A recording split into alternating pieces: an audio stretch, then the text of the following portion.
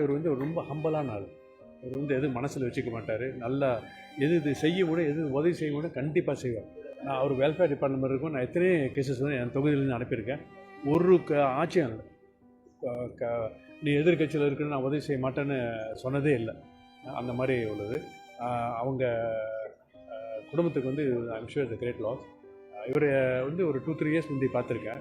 He was not so well also. But anyway ஆக முக்கியம் என்னென்னா, ஒரு நாட்டில் வந்து ஒரு நாடாளுமன்ற உறுப்பினராக இருந்து அப்புறம் துணை அமைச்சரை வந்து அப்புறம் அமைச்சராக வந்து அவர் ஒரு நல்ல மனிதனாக இருந்தது ரொம்ப நல்லது.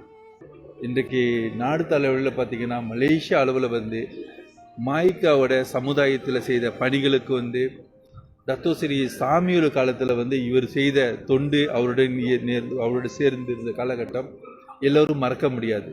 அதனடுத்து இவர் ஐயா அவர்கள் வந்து தலைமை பொறுப்பெடுத்து ஒரு முழு அமைச்சராக நிறைய விஷயங்களை வந்து குறிப்பாக தமிழ் பள்ளிகள் விவகாரத்திலும் சரி, ஆலய விவகாரத்திலும் சரி, இவருடைய குரலும் இவருடைய உதவியும் என்றென்றும் மறக்க முடியாத ஒரு விஷயம் என்பது வந்து மக்களுக்கு தெரியும். இது வந்து என்னதான் நாங்கள் வந்து அரசியலில் வந்து வேறு கருத்துக்கள் இருந்தாலும் நமக்கு சமூகத்திலும் சரி, சமுதாயத்திலும் சரி, சமயத்திலும் சரி அவருடைய கருத்துக்கு நான் நிறைய ஒத்து போயிருக்கிறேன்.